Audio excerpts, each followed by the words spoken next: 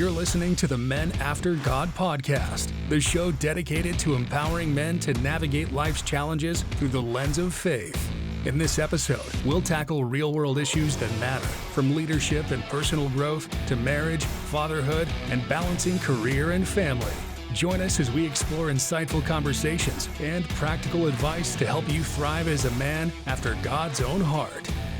Hey guys, welcome to another episode of the Men After God podcast. I'm looking forward to talking to you about this one today because it's going to take a more of a serious tone, I think, than how we typically have it. I'm sure we'll still have some laughs and things of that nature, but this isn't a conversation you typically have around the campfire with the guys.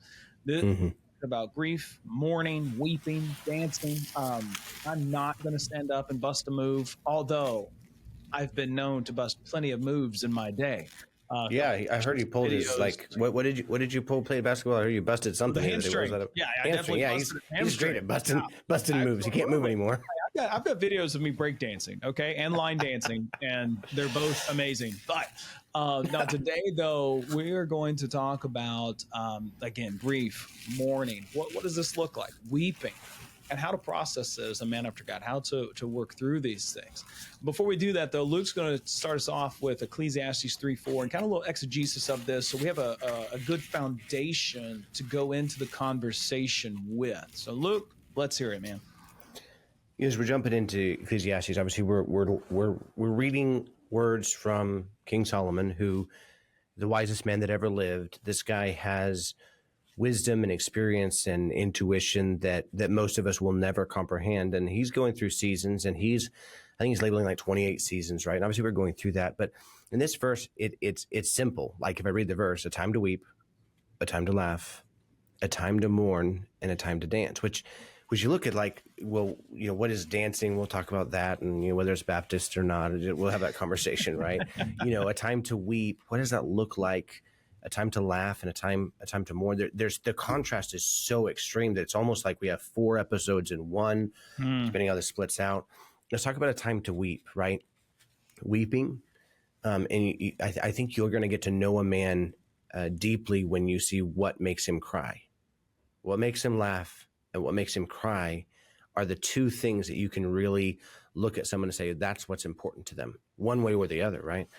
So we're talking about weeping, and weeping is an outward emotion, meaning that what you feel inside is coming out. And I want to just ask this. I know we talk about men crying, and I think it's so difficult when people are crying, and some of us don't even know what to do with maybe our wives' tears, or like when someone starts crying, you're like, you don't give them a box of Kleenex, right?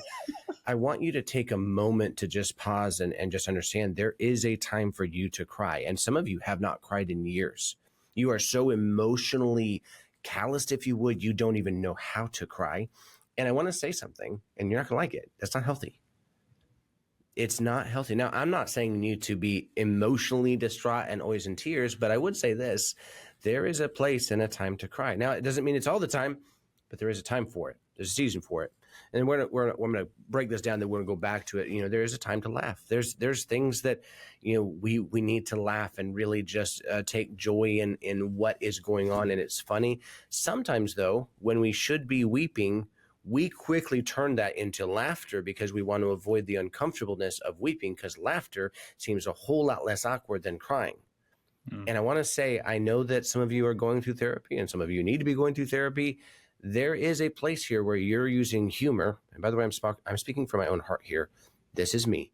I use humor to deflect self-reflection and introspection and weeping. I typically will deflect rather than cry in front of anybody. If someone asks me how I am, I'm a master at deflecting the conversation because I don't want to talk about some of the things I'm carrying right now because it's heavy. And it's going to bring me to a place of tears. Now, I want to make sure there's a time to cry. Some of you will cry during a worship service. I've done that. I really feel that is God's way of working in my heart, where I really feel the movement and I am brought to tears. It's not the same as my grieving tears. And sometimes they're intertwined, where literally in an act of worship, in an act of joy, in an act of praise, I am in a process of grieving. But how that's showing up is the mourning aspect of it, where it shows up on the outside. So I want to talk about this real quick before we go to the time to dance. Grieving and mourning are not the same. And a lot of times we think they are because, we like, what's the difference between grief and mourning? Well, grief is internal. It's the emotional response to loss. Now, I want to talk about this briefly.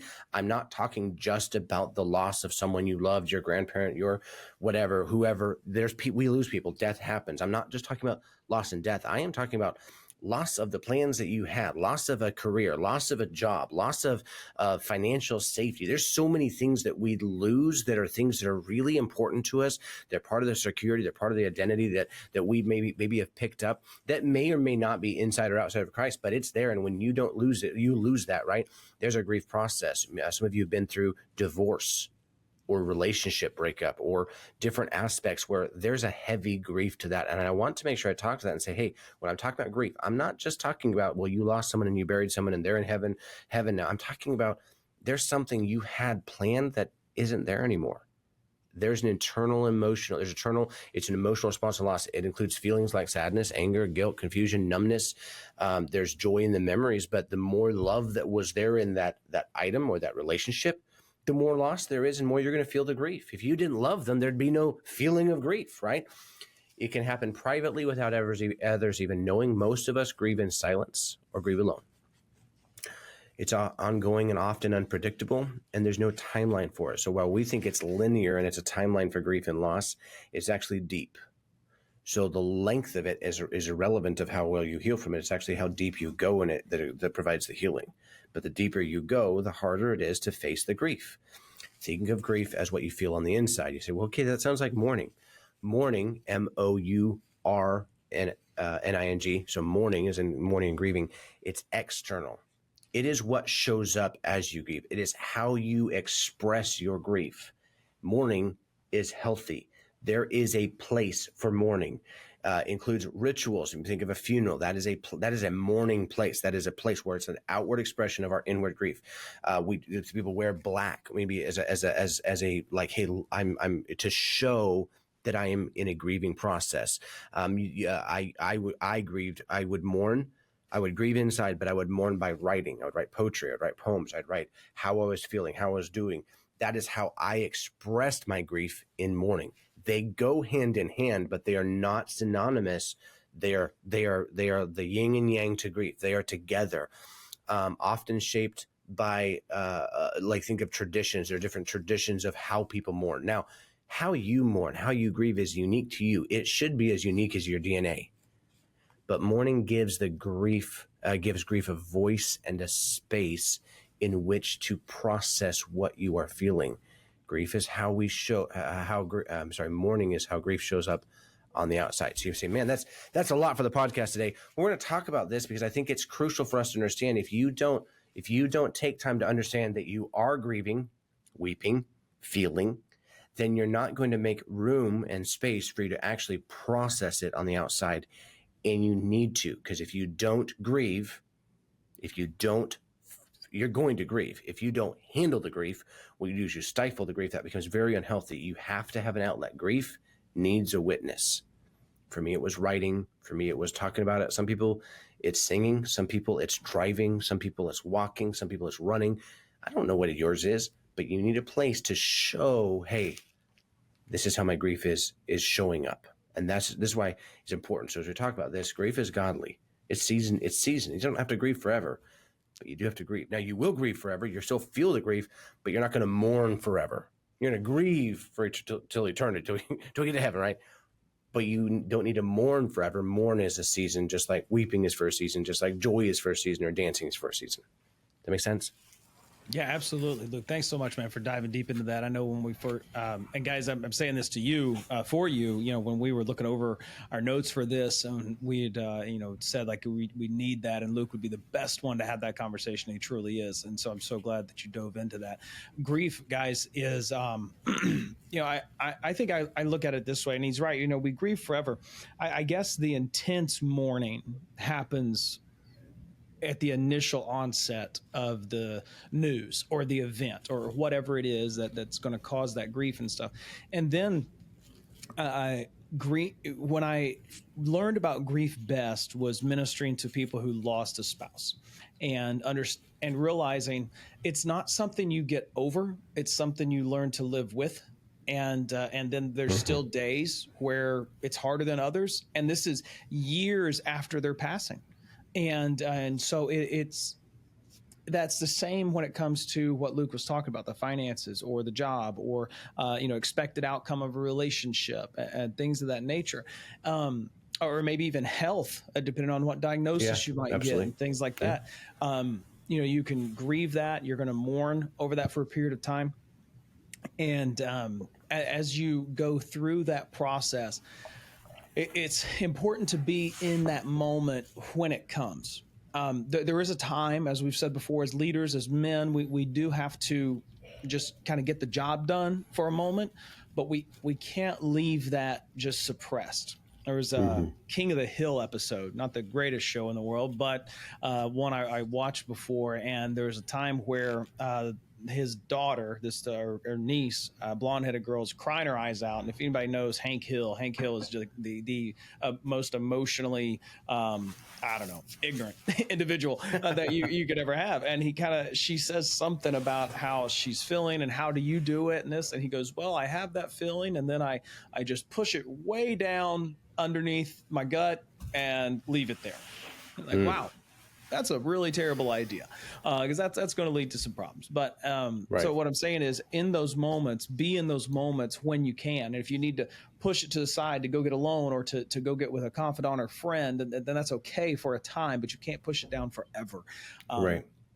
Jesus was in the moment whenever he went to Lazarus's tomb and he wept there. I mean, one of the most famous verses because everybody memorized it. Jesus wept.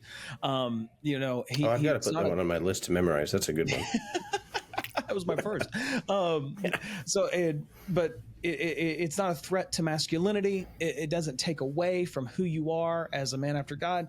In fact, it helps you be a more whole follower of Christ to feel that emotion. And so, guys, grieving, mourning, have their time, have their place. But on the flip side, on the better side, if you will, on the happy side of things, there's going to be a time for joy, a time to laugh, a time to dance.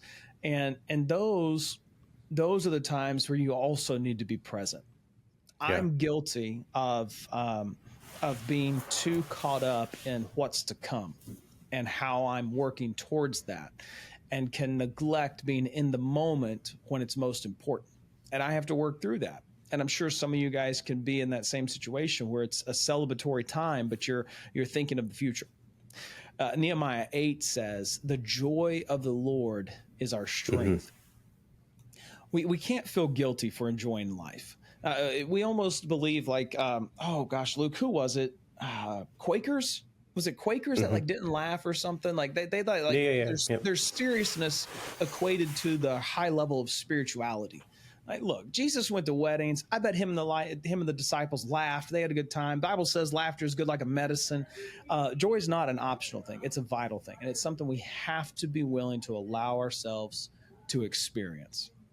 I think that you think about, like, oftentimes, there's a balance of not being immature in our joy and the things that are, gratifying or whatever the case. I think having known loss. So, and I know for those of you that have listened to the podcast, I lost my wife, Alicia, in 2023, rather suddenly. And so we've dealt with the grief of that, but also want to say, and while there's been the grief story, there's been the God story, which has been in the balance of grief. There's been laughter. Now you say, well, what do you mean? Well, God worked out, and there's so much to a story. We could be a whole nother podcast on what God's done through that, and that might be for a different time. But the process of it, God has brought Monica into our lives. And so now I'm remarried to Monica. And in the process of all the grief that I felt in the loss of my wife of 13 years, the mother of my 4 kids, is the joy of having someone with us, that loves me. We have a lot of laughter. We laugh more than almost anything we do. We actually go dancing. Her Mother's Day gift last week was living room dancing lessons, because I really don't do well actually going. And you say, well, it's not Baptist to dance. Well, then I'm not a Baptist. I'm just a Christian, right? I don't know what the thing is. So I dance with my wife, and I have a good time doing it, and I'm not good at it, which makes it even funnier. So we're laughing in the process of dancing. Like we put the laughter and the dancing together just because it's a joke, right? But we have a great time. And I just, the contrast of with a feeling of loss and grief, and just my wife has her own story, her own grief story of what she's been through with different challenges and her cancer journey and more. But that's for her story to share. I'm not going to share that. But the concept of, we have known pain, and you have known pain. So when God is able to balance out, yes, there are parts, there are seasons of life that are heavy, and there's weeping, and there's tears, and there's loss, and there's processing, and it's not fun. And I don't recommend it. Like 1 out of 5 stars. Like, I do not think it's a great thing. I don't want anybody to go through what I've gone through. Right. Yeah. And so maybe you guys have that same story in the contrast. For as heavy as it has been, there's so much joy in what God has done, and God has written our grief story to be his story. And this is his story, and this is his song. So when people look at us right now, while they are aware of the loss of Alicia, because it was a big part of her life, it was a very public event, they also get to be aware of the goodness of God in bringing this miracle of Monica into our lives, and the joy that, and we were recently out last year, we were out with Dustin and Sarah, and just had a great time out there, and we're laughing, and just, there's so much joy in what God's brought together.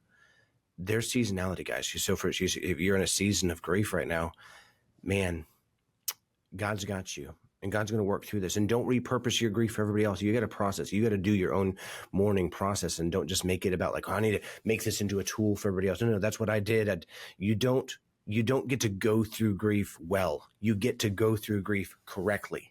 And correctly, it's going to be different for everybody. And so of us want to be the best at grieving. And that was I want to grieve the best.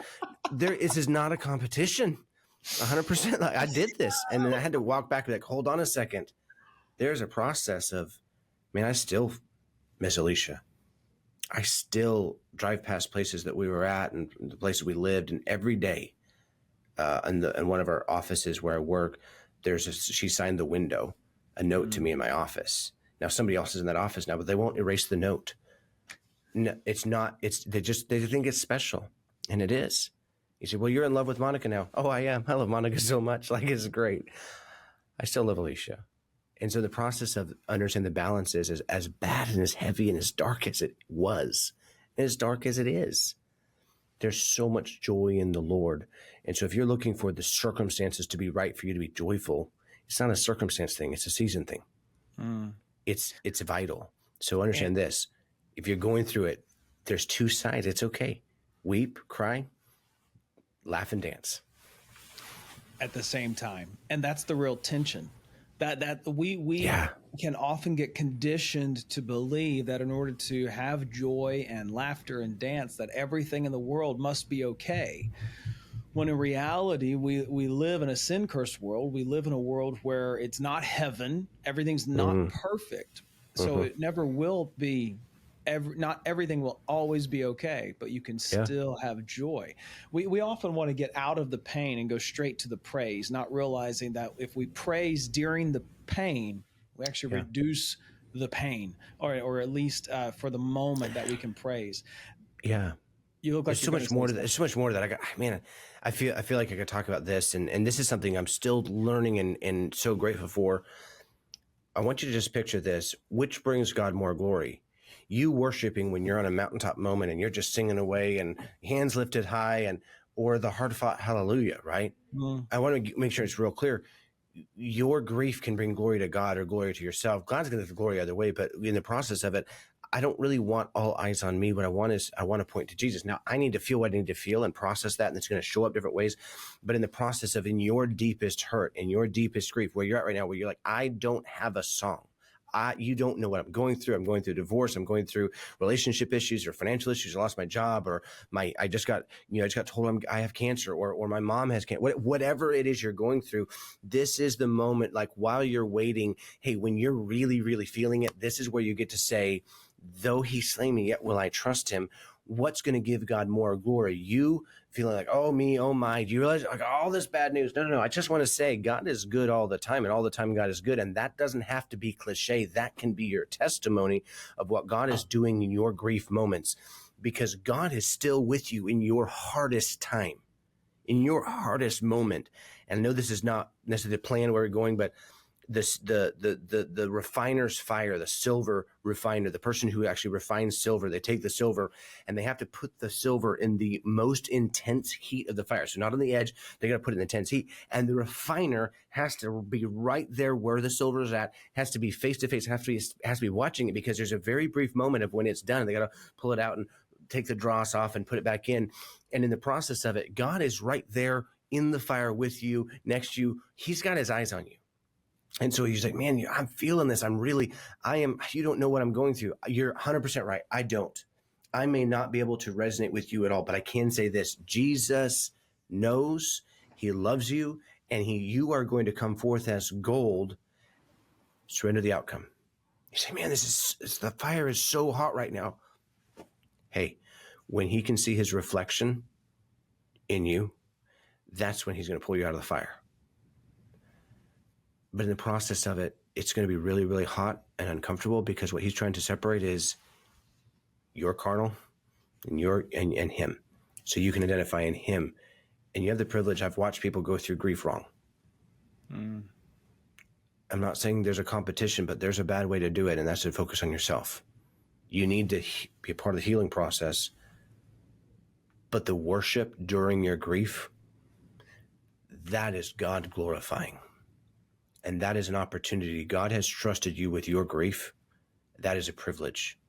It is a privilege to have loved and lost, irrelevant of what you loved, meaning that grief is a heavy concept of many items or relationships or whatever your process is, but it is a privilege to carry grief. Make sure it's God honoring the way you carry it.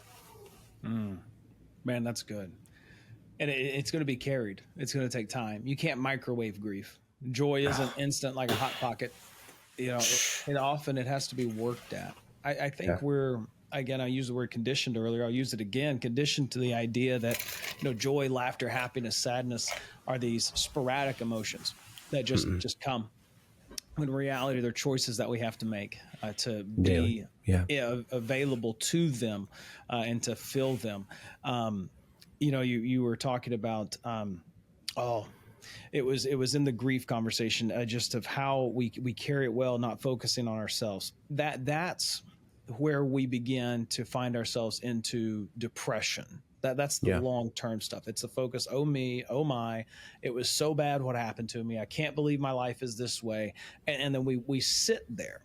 I tell people all the time, I'm probably not the greatest to sit with you in your emotion, but I'm absolutely wonderful at being with you when you're ready to move forward out of that negative emotion. Now, that doesn't mean you don't need someone to sit with you. It just means I'm probably not your best phone call. Pick me. Yeah, absolutely. You pick him first. I mean, I might pick him last for dodgeball, but I'm picking him first for this. 100%. Okay? Go sports, go. Yeah, no, I'm with you. Let's go sports, go. I need to play golf with Luke. Oh, so, but going back to that, emotion is not just something that happens sporadically. It can happen. I mean, just moments of laughter. The other day I laughed because my dog was laying on the couch and rolled off, did not land on his feet. And it was, I was studying or something, and I hear this boom. I look over, and there he's like, meh. And so I start laughing sporadically.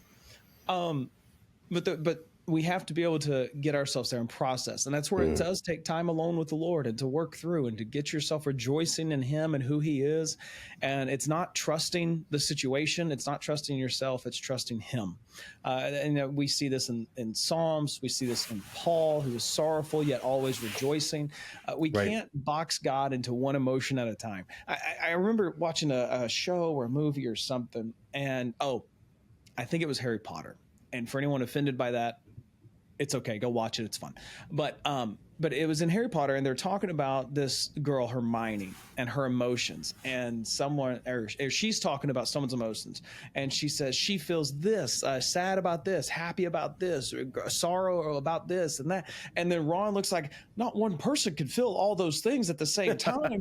Such a good of course, example. all of us as guys are like, yeah, how do you do that? Right. I get one. That's it. And so, but truthfully, we can feel sadness and we can still laugh. We can feel joy and still have sorrow. These can coexist, and it's okay for them to coexist. This is part of that grief process of, you work with people, especially veterans and people in combat that have survivor syndrome.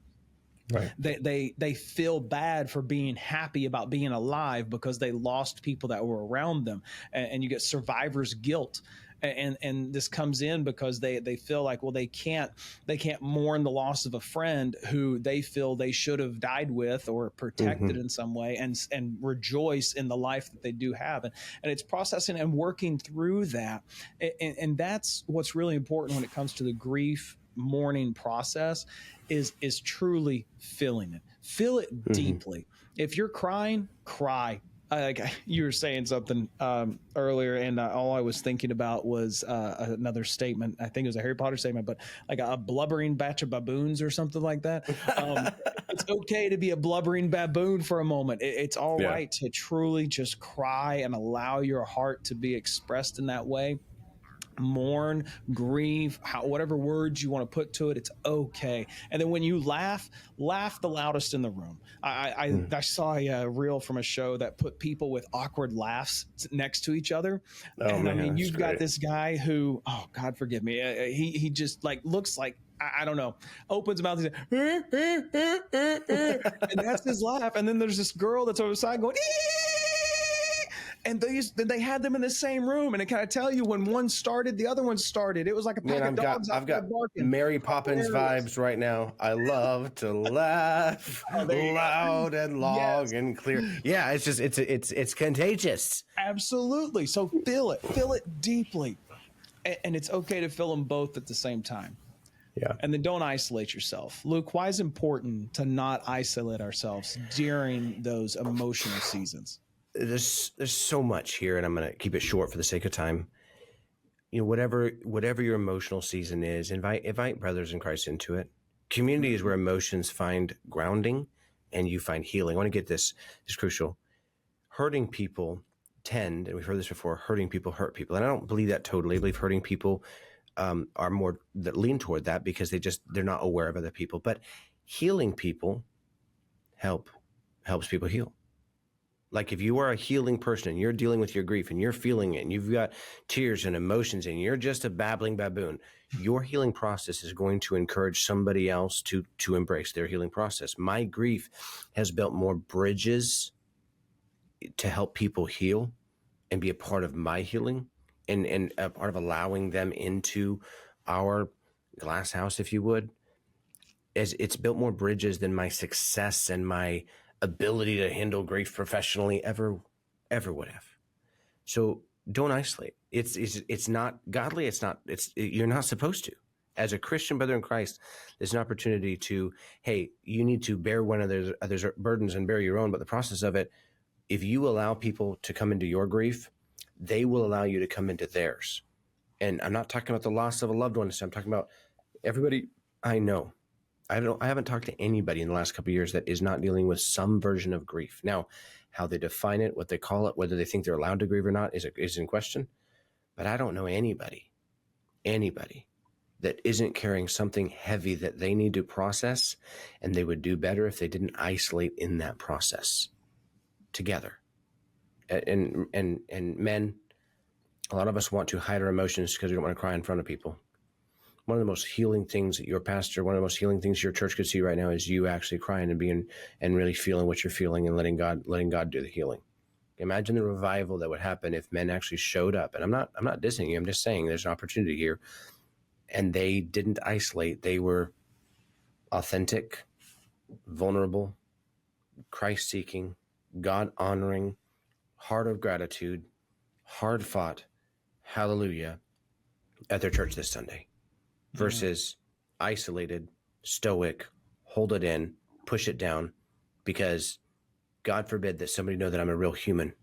Jesus wept, not just because he was feeling, but he wept for us to see as a model of someone that felt emotional pain and emotional grief, all while knowing that God was going to get the glory and Lazarus was going to come out of the grave and they were about to have a celebration and Jesus still wept modeling that we can too. And your kids, your wife, your community needs to see that. Here's a word that you don't often hear. We've talked emotional intelligence, but what about emotional integrity?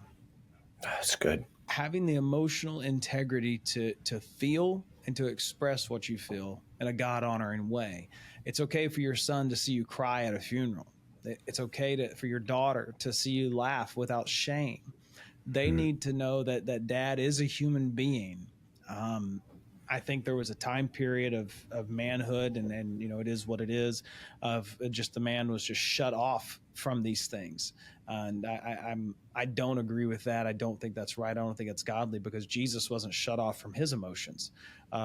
Say what some people have different opinions about the chosen and things of that nature, and we won't dive into that. But what's true about the chosen is we have to accept there is a large portion of Jesus's life with the disciples we don't know about. Correct. And it would be foolish for us to not believe that he didn't have some hilarious times. I mean, imagine them walking across the desert, and the next thing you know, Peter trips on a rock. And then John looks at him and goes, "See, you're an idiot. Ha ha." Yeah, but why? Because they're dudes. They were dudes. They were young dudes. And young dudes make fun of each other and they laugh at each other, even in Jewish culture, even back in that time, playing pranks on one another. Can you imagine them sitting around the campfire one night and then looking at Judas or, one of the others and just be like, and try to scare them?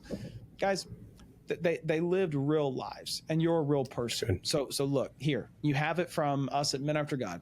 You have permission to feel grief, you have permission to feel joy, and you have permission to feel them both at the same time. So mourn, cry, weep, and then dance and laugh and do all of it to the glory of God. Luke, give us a final thought and then close us out. I think that in the process of it, the privilege we have to have emotions, and I know in the Bible times, there's not a lot of emotion described in the Bible. There is, like, it's there. You can see different people cry or feel or whatever. But I want you to understand, we oftentimes read the Bible in a way where we look at these characters and like we kind of put Peter and give him a personality. And while I don't necessarily agree or disagree with the chosen, again, not the conversation, nor Harry Potter, not the conversation, nor Mary Poppins, not the conversation. Here we got what was the other show you said? King of the Hill. Like, we got a lot of show references today. Yeah. The point is that in a show, in life, we see people and their emotion, how they carried it, and their personalities, their idiosyncrasies. All the disciples had different personalities. Some of them were high social, some of them were not social. But in the process of it, God can work with them. And while we don't often see the emotion portrayed in the Bible, what I'd like you to understand is these are real people, and they've modeled it for us to understand that part of our life is these seasons of emotions: the grieving season, the weeping season, the dancing season, the joyful season, the laughter. It's all glorifying to God. But if we don't do it, if we don't process it, we don't feel it, then it's not something that God can use openly. It's just going to use it within your life. And your privilege as a man after God is to be authentic. Talk about emotional integrity. That is oneness. That is wholeness. Meaning that you're not one person when you're crying and one person in the church service and one person at work. No, you're all it's all encompassing. So as you walk forward in faith, understand that faith is going to allow you to be grateful, joyful, while striving and doing what it takes and pushing hard during the hard times. But your privilege is, if God has entrusted you with grief, the challenge is not to grieve well. The challenge is to grieve in a godly way. Allow God into that and take the opportunity. So whether you're grieving, whether you're weeping, whether you're dancing, whether you are laughing, do it for the glory of God, because it's never about you. It never was about you. It is all about him. In the process of it, do it his way, because he wants you to be healthy, happy, understanding that weeping and grieving are seasons. Love it, man. Awesome, guys. Hey, the conversation today, like we said in the beginning, a little more serious tone. We try to break it up with some laughter and show references and things like that. But truthfully, feel your emotions. Know that is part of you, and it's okay. And if you ever got questions about any of this stuff, you can always reach out to us. Give us a like, share, subscribe. Let people know about the Men After God podcast. We'd always appreciate that. We're looking to impact as many men as we can to let them know that they can become the man God made them to be. We'll talk to you next week. Thank you for joining us on this episode of the Men After God podcast. We hope today's discussion has encouraged and equipped you on your journey. We'd love to hear from you. If you have questions, comments, or would like to partner with us, please reach out at support@menaftergod.net. Stay connected with our community by liking our Facebook page at facebook.com/menaftergodpodcast. For deeper engagement, join our group at facebook.com/groups/menaftergod and connect with other men pursuing God's heart. If you found value in this episode, please subscribe and leave a review. Your feedback helps us reach more men striving to live faithfully. Until next time, stay strong in the faith and continue pursuing after God.